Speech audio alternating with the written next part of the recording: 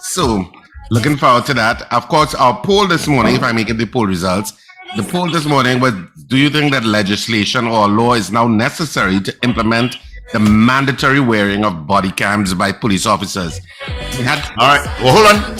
I got two more votes for you. Devil's Advocate says yes, and Susie B says yes. So we had 27 people voting on the poll this morning. Oh, Mogeen says yes. I just came in. Mogeen says yes. Okay, so we had 28 people voting on the poll this morning.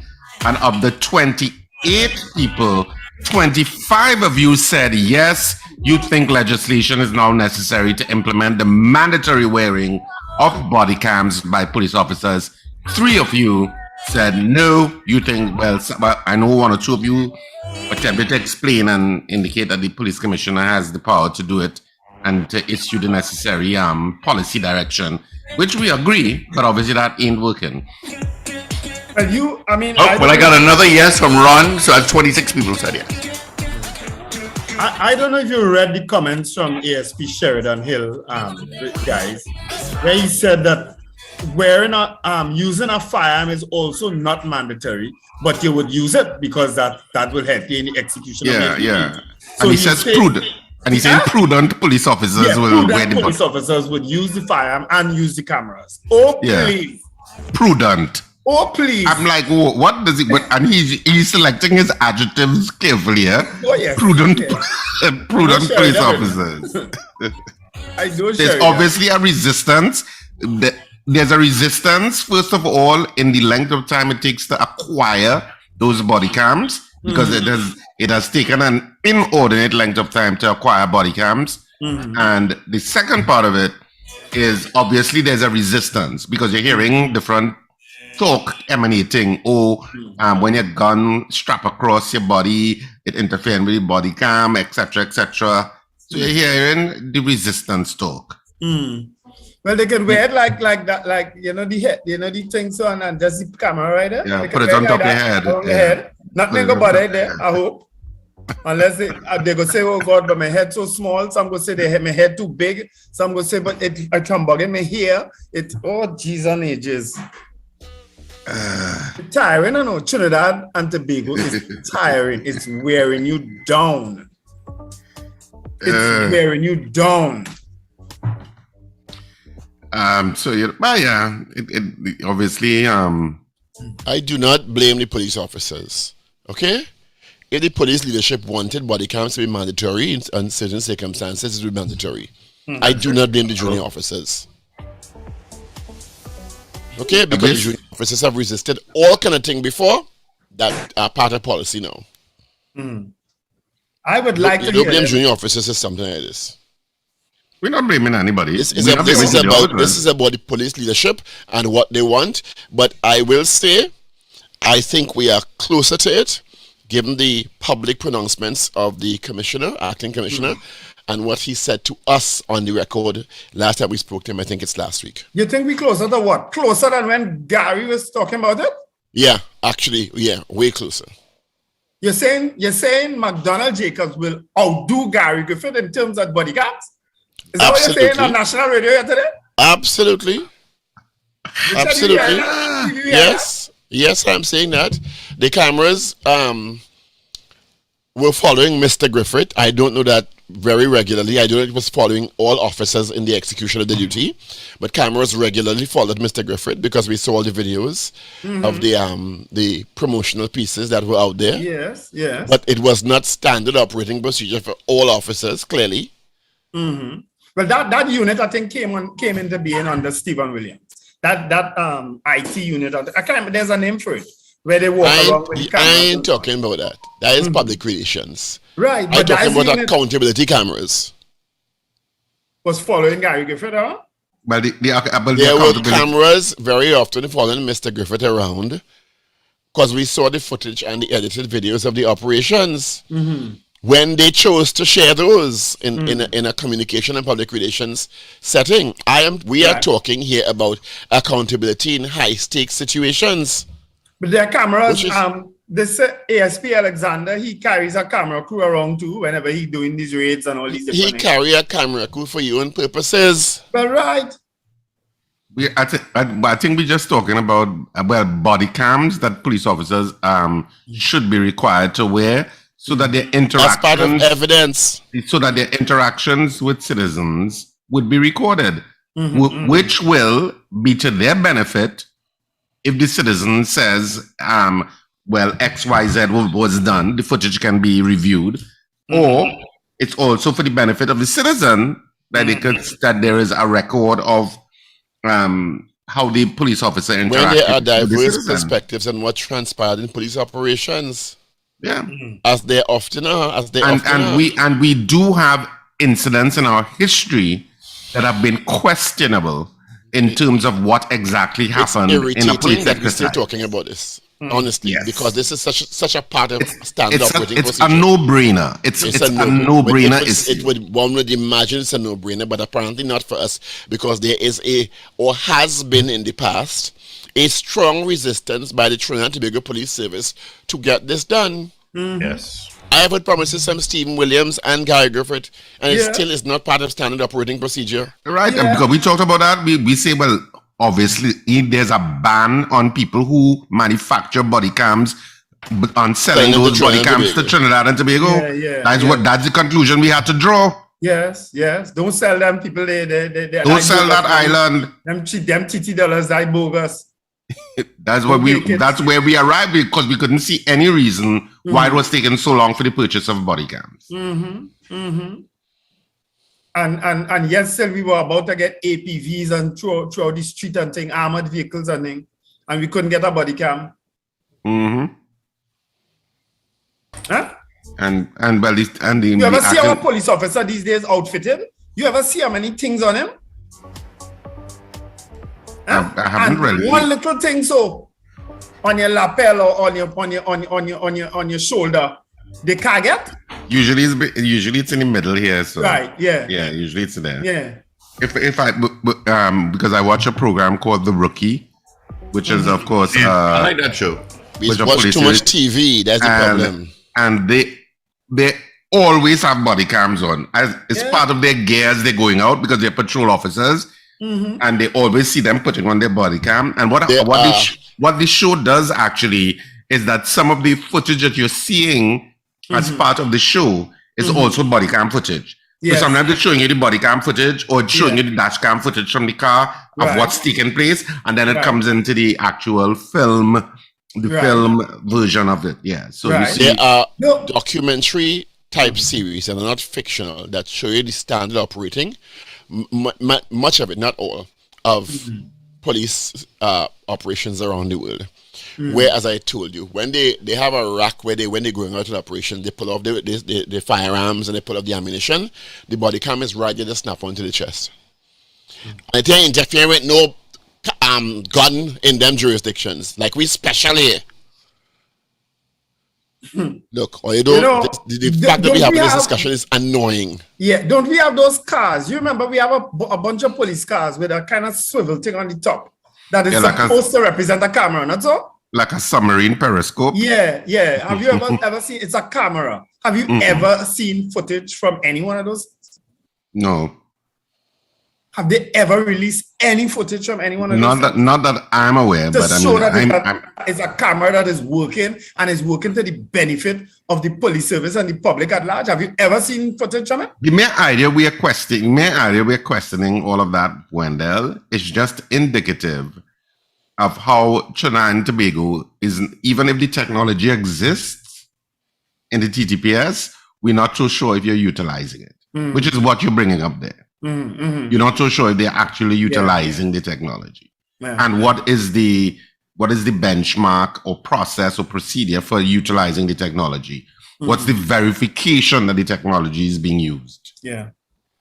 And they may say they don't have to verify to us, but it's all part of building confidence.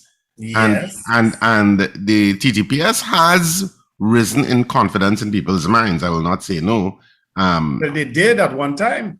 Yeah, they did. The confidence in them had risen, and I mean, especially polls done during the tenure of Gary Griffith, there was a certain level of people regaining some level of confidence in the TTPS. I'm not too sure what the snapshot is right now with regard to it. I'm not too sure what it is, but we'll see. But that body cam issue, I think, irritates a lot of people that it takes so long to implement. But in 2022, we're now saying that we have purchased. We're now discussing it and going back and forth and debating as to now, whether they could really. We have now finally bought 1,000, and now they need to be trained in doing it. Yeah, they need to be trained. What? I don't know how much training is required to operate a body cam, but apparently it's a very technical thing that takes a lot of training. When all I am doing this in all kind of circumstances, you understand? I have no clue because I have never had a body cam. When all I am doing this in all kind of circumstances. Annoying. There's a lot of training required. There has been a resistance by the TTPS. They could say what they want. There has been a serious pushback. But as I said, I don't blame the junior officers. This is a leadership issue. Because if the leadership wanted it, when they order the cameras and they pay for it, even before the cameras get here, you get manuals, you get operating procedures. You could have started the training since back then. But they have 1,100 here. Here what go up now. But as they'll get a different brand in the next tranche, and they say we have to train them on the new brand or model. As Richard asked, what training requires you to wear a body cam? You ever train? You have a dash cam? Anybody has a dash cam? You had to train the user? Well, it's different because if I understand the training and the policy aspect, because if there are inconsistent applications, there could be issues with evidence and use of it. So I understand the training in the official capacity with the police service. Everybody can be using it how they want. But as Richard said, I don't know that training is that intense or should take that long. Nope. There should be training and there should be a policy. So everybody not using it as they feel. Because not everybody is as tech savvy as everybody else. So you can't presume everybody just know how to use a particular sophisticated piece of equipment. But it shouldn't take that long. It's Trinidad, everything takes long. No, not everything takes long at all. Tell them it have a fret in the savannah tonight. Whoa. We out there. Yeah. Not so? Speaking of Fred, Marshall Montano's melee is on from this weekend in Cancun, Mexico. Is this weekend? Yep. I saw him in rehearsals, stage setup, major rehearsals on the way. So a lot of trainees have headed out to Cancun, Mexico. Apparently, a lot of trainees headed out. Destination Fets. So he's now kind of taking the culture to the world in a destination tourism kind of thing, which is very commendable. Quite innovative. Yeah. Well, I saw, did you also read the article where Will Smith has gone to India too? I think it's to the Guru. He's going to find himself. Yeah. Isn't that interesting? No, I didn't read that article. Is that?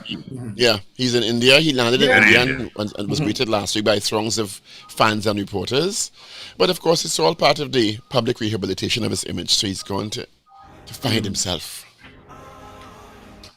Could you be any less sarcastic? Is that possible? If you find yourself after can you tune down your sarcasm? If you find yourself after the entanglement with August, if you're going to India, go ahead and find yourself. But I don't know. I don't know if maybe I should a lot of us seeking a certain level of spirituality and zen, and you are being so sarcastic he didn't about seek that after August. People's search for the truth and for life. As someone said to me in jest, it have August in every year. Yeah. You in a sarcasm role this morning. And it's what you see he do a Jada look. Yeah. Get a what look? A Jada look. I tell you. All right, 35 after 7 o'clock. Thank you so much. Of course, Eid holiday is on Monday. I'm not saying it's Eid holiday. Of course, within the region, they'll be looking for the moon come Sunday. once they see the moon on Sunday, Well Monday said, will be Steve, because Eid. Eid is actually Sunday, more than likely. My Muslim friend this morning said they're going to look out for the moon. Yeah. It all depends when the moon shows the day after. So if they don't see it on Sunday, they see it on Monday, Tuesday will be Eid. Yeah, We because some couldn't have an Islamic calendars person on actually this have it on morning, Tuesday. Steve. Nobody, you know. I know plenty. I know. Why don't we call an Islamic person so we can have a conversation about it? Yeah, let's see. We did I it just for want to say Easter. good morning to Ingrid, who is watching us on YouTube. So we have viewers on YouTube and commenting on YouTube. So good morning, Ingrid, from Arizona. And hi to Ray. you, and thanks for watching us on Morning, YouTube. Ingrid. And we good morning also to- have Rich Trini 318, who says, good morning, guys. Have an That's awesome Ray. long weekend. That's Ray out in West Palm Beach, Florida. Happy holiday, Eid Mubarak on Wait. Monday. She say Rich Ray Trini from Florida. These those are some of our YouTube comments. So if you're not on YouTube those right now in watching us, you Cyprus. should be. We have a high viewership in Cyprus. You should be watching us. I all I heard is Rich Trini is Ray in West Palm Beach. Let me do some. Was it the cyber love thing? There, Cyber love. What is the? We spoke about it earlier this morning. What do they call it again? Yeah, we talked about romance fraud. Romance fraud. Is it Dear that your Ray, memory let me is type it out. that Dear- brittle Dear and Ray. fragile, Steve Gann? How are you? Listen, I need to come to Florida. Can you put $1,800 in my account so I can buy a ticket to come up and see you? Who is that message to? Ray out in West Palm Beach, I Florida. don't know what he's talking about. Okay, so I got a Wendell, couple raise your face emails. in the frame, please. Oh, sorry. It looks like if you're doing so. Like you're doing that. Okay, I have to do this You then. can't reach up. Oh, great. After Why this- don't you chop your forehead off? It's my glasses that cause that because of the bifocals. I probably need to not use it on it.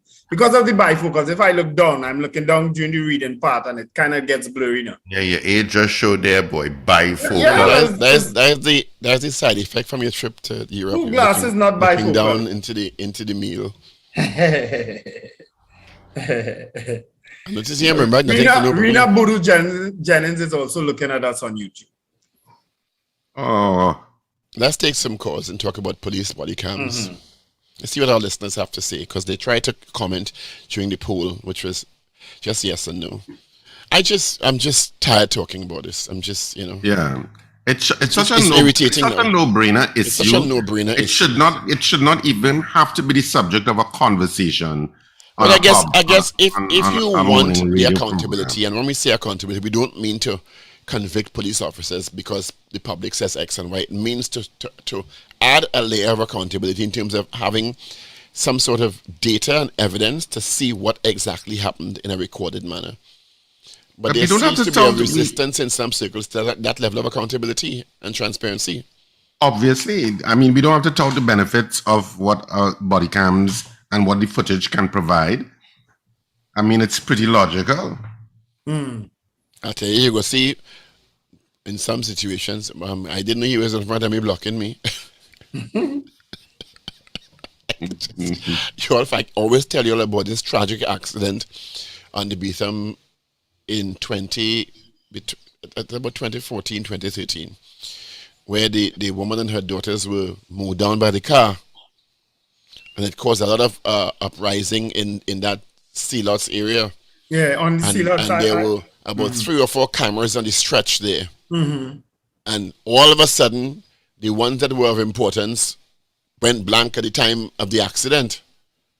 Yep. All right. I can't ever forget that Yeah. accident either. Haley Paul. and her daughters. Yes. It was really tragic. And of course, who was alleged to be involved? Yep. A police officer Who was? Allegedly? kind of had mental issues, they say that. No. They say, yeah? Unless the mental issues just come in a bottle. Yeah.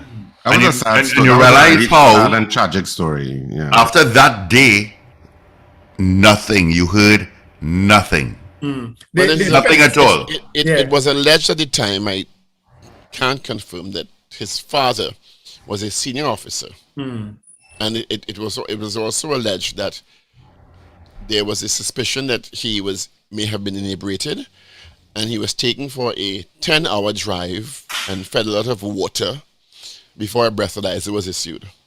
Mm-hmm. Yes. You understand? Yes. Remember all that? Yes. Right. Yes. Is all of that fact or is all of that speculation or it was rumor? reported. It was reported. Mm-hmm. Okay. But because nothing definitive came out of it, we never knew if it was confirmed or not. Yeah. Well, let's just say good morning to some of our viewers joining us on YouTube. Nick Nicholas, good morning. Nick Nicholas, Edwin Marshall, good morning. And he's saying greetings from Switzerland. So good morning to Switzerland, Edwin. Yeah. And Brian Chambers, good morning, guys. And Brian is asking what happened to Massey stores yesterday. They had a cyber attack, Brian. Yeah. Chambers. The 23 stores were shut down. Their electronic front-end data systems were compromised. Yeah. But they said no customer information was seemingly compromised. They're supposed to reopen today, but we were seeking confirmation from some of our roving reporters. Our roving reporters, aka our listenership. AKA Mr. Patrick and Miss Sampson. I'm going to send the number of the Massey comms manager. Yes, I did already. I'm going to call her. I saw it in the Oh, God. Anyway. Don't share it on the air. Yeah. So Edwin Marshall, good morning. Brian Chambers, good morning. Karen Bernard, good morning. She says, hi, morning, guys. I have a great and safe weekend. She's also watching us on YouTube. Yeah. Of course, you too could watch us on YouTube. We were there. You can go to YouTube, look for Power 1 and 2. You'll see live streaming or interviews. And we always have our podcast. All our interviews are on it. And you can go to the website and you see the link. Yeah, and you can subscribe. And you can also click that little bell that you see at the bottom of the screen. So when we send stuff or when we go live, you get bling, bling, bling, bling. You mean the notification bell? That little bell. All right? You can click on that. But when you're talking about the little bell, you need to be specific, you in particular, Steve. You are just full man. He's in full sarcasm mode this morning. When you're live on YouTube, bell, Steve, you need to be specific, because you don't want people misled. I am Steve, not Wendell. He's just being Paul. I try to call some full sarcasm mode. He keeps shifting from gear 1 to gear 2 to gear 3, then back down to gear 1. Watch. Did you say welcome to Carol Guevara to Richard? Yeah, but you had mentioned that Carol was on. But good morning, Carol. Wendell, it's so good to have you back. So we have all of these people on YouTube watching us on. But is that sarcasm too? No. I say it in the context that people always feel Wendell and I are going at each other, but don't know it's a show. Yeah, it is. It's a show, y'all. It's a show. It's not personal. It's a show. Are you still toting that bag from Monday? You carry that bag whole week? Well, I'm trying not to shout this morning. What happened Monday? Because I couldn't listen Monday at all. We were regaled with an opinion on my abrasive and shouting nature. But people both have? A lady. Person. And of which she has the right, and I appreciate the feedback. Mm-hmm. And yes, I can be abrasive. Did you really appreciate the feedback? Actually, to be very honest, I do. Because I have been in media long enough to know that not everyone will like you and not everyone will dislike you. So if you're looking for likes, if you're looking for he's likes, saying all the correct things, okay? Because he's a polished broadcaster, but he told that bag whole week. So we always welcome feedback from our valued stakeholders and listeners. Watch. Take it down. Calm down, Gina eyes. Oh, God. Are we taking calls, Mr. Khan? Yeah, I try to get... And I like people with nice voices, and the lady had a nice voice. So you're saying Mr. Patrick and Miss Sampson don't have a nice voice? And that's where Steve should insert crickets. I should, I have so many. Good morning, Roger Newton. He's saying that this is his first time viewing us on YouTube. Ingrid says that we look so wonderful seeing us, and she didn't know that I was so particularly handsome and better looking than the rest of guys. I saw that message, I shouldn't really read that message. It sounds as if I'm glorifying myself. In need of validation. Sounds like if you're in need of validation for some reason. Actors are very insecure. Really? You're the third person to tell me that. Yeah. Why do you say actors are insecure? Generally, performers have a certain level of about insecurity. How people receive your work? Oh yeah, because remember you're always putting yourself up to be critiqued. Yeah. Whatever you do. Media. Yeah, whatever you do. Yeah, but this is different. It's different to Particularly media. self-opinionated media. It's different. It's different to media because this is you're actually your creative work. Sometimes comes from a very honest place. To stand on a stage and take on a character, the level of vulnerability that takes is astounding to me. Yeah.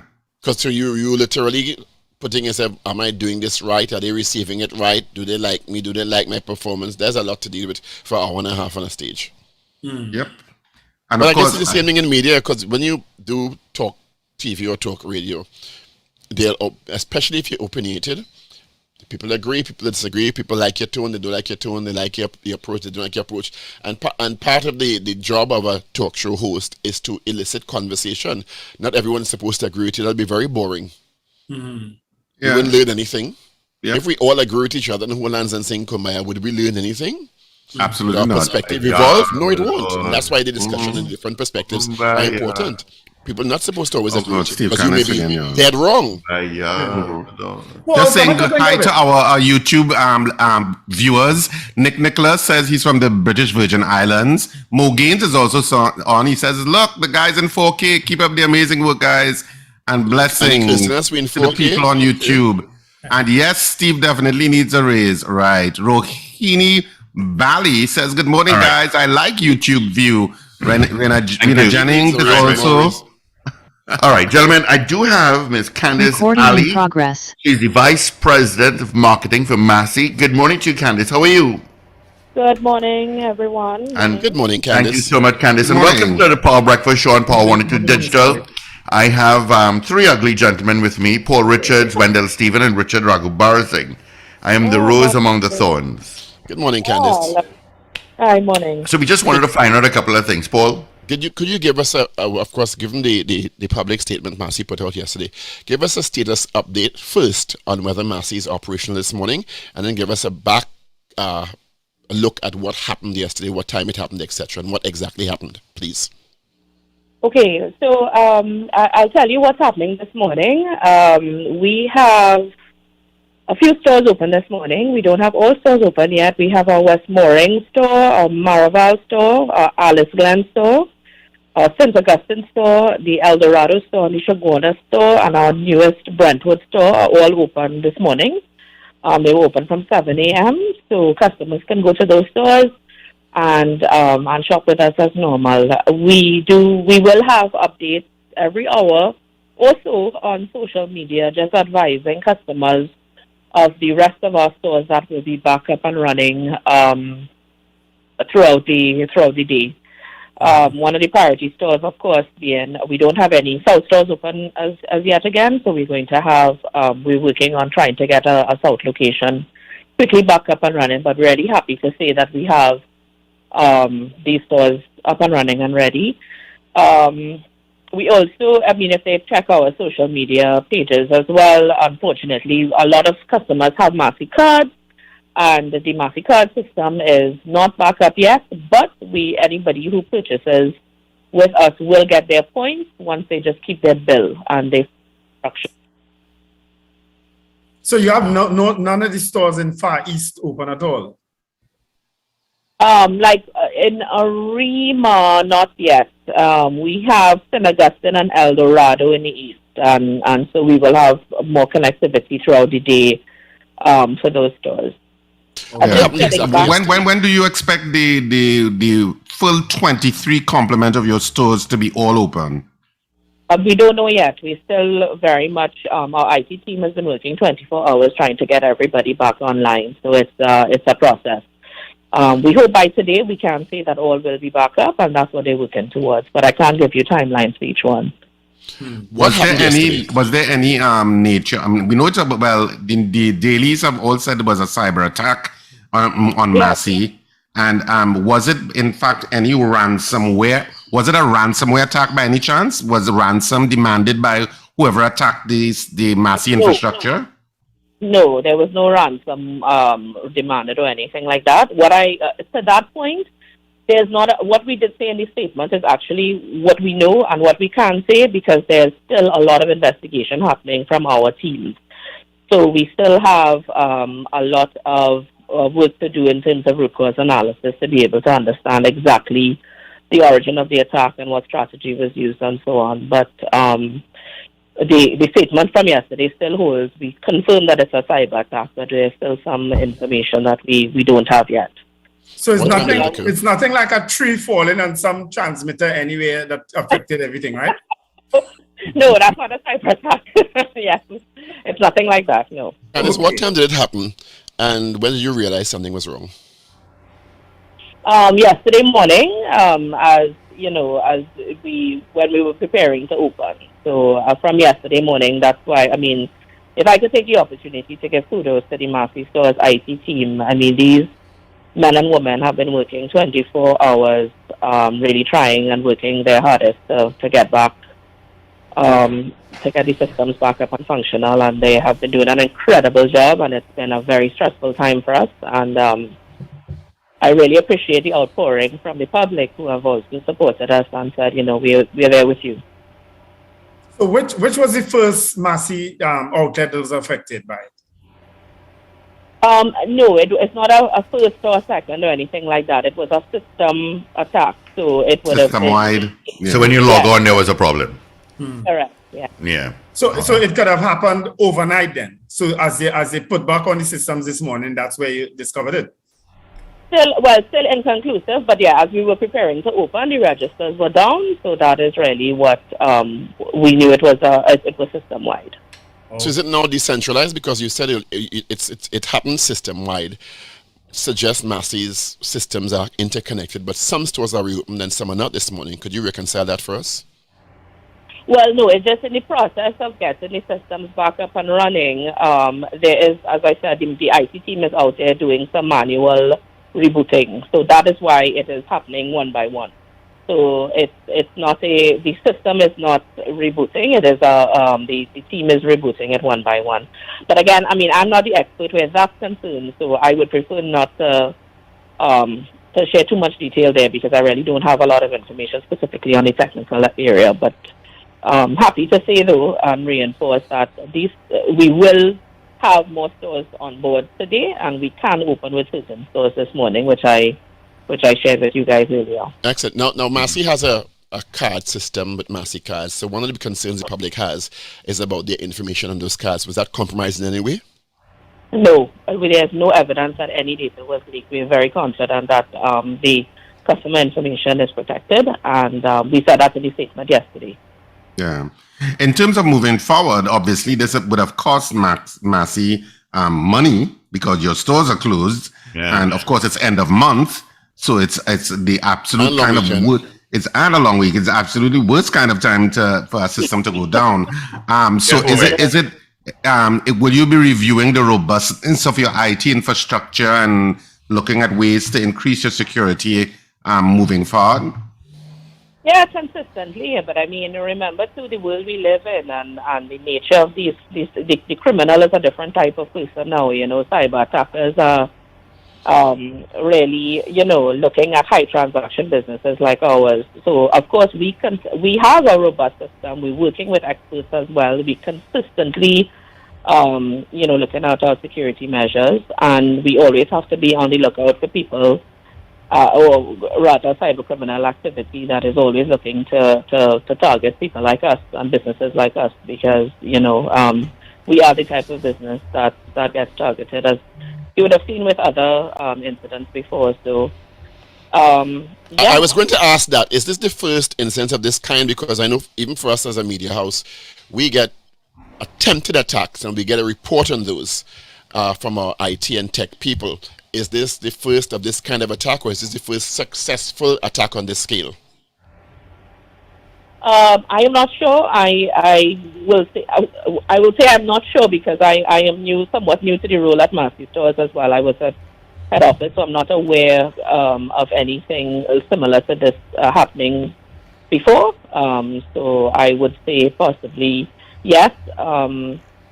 But when I say, in terms of success, I mean, they were unsuccessful in whatever they were trying to do because they got no information from us.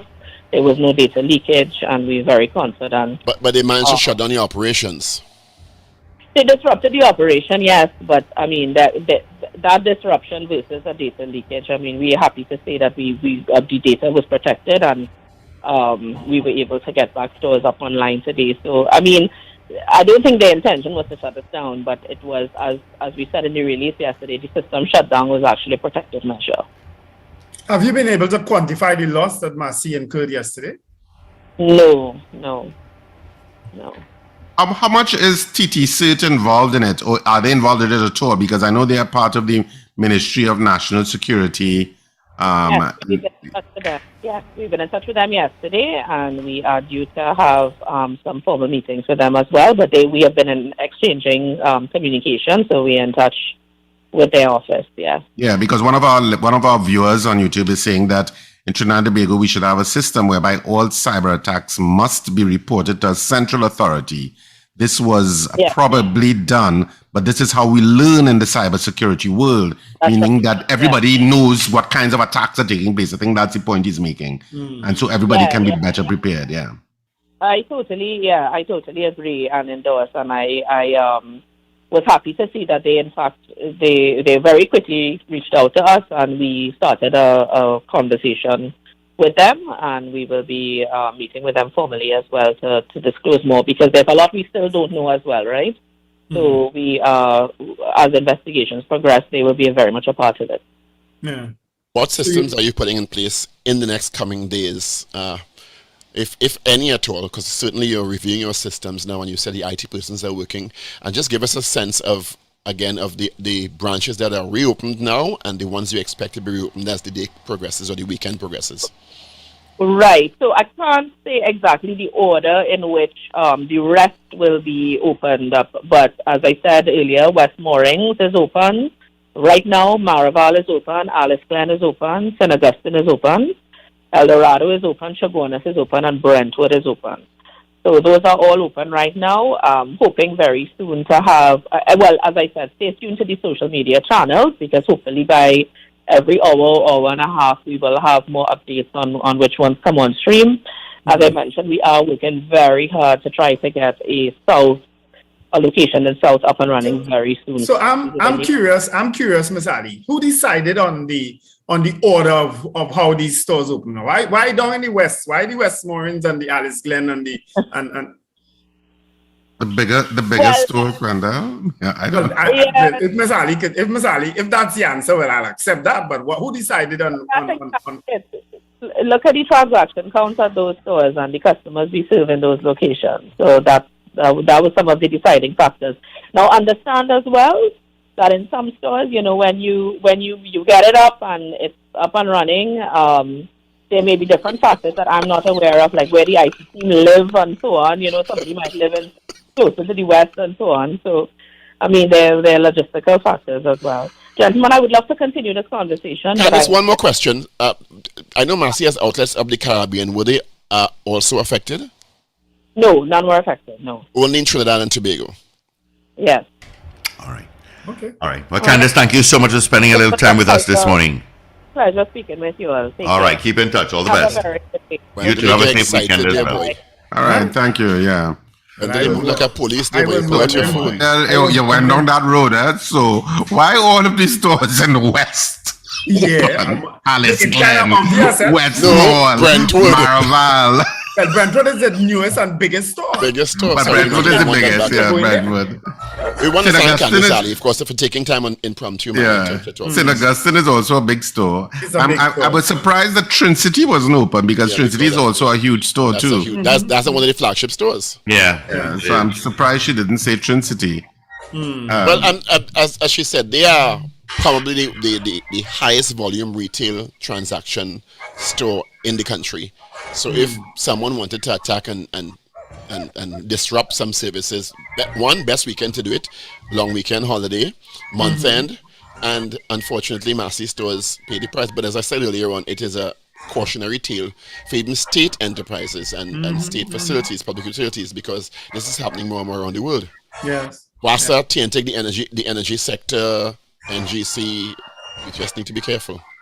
Yeah. You know what I wanted to find out, and well, we have to take a moment. A lot of new viewers now because they've just all jumped on the stream. Yeah. I guess they knew we were talking. I wanted to find if Massey has customers that would take things on credit. I know that they would give things on they would buy things on credit. In other words, if there are people in the Massey family, the Massey customer base that take things on credit, and would that have been affected? In other words, Massey has a credit system. The whole credit wipe out then. You understand? I don't know. Massey has a credit system. No, I never heard Massey has a credit system. No, that's why I say I wanted to ask that. If there are customers like that in Massey.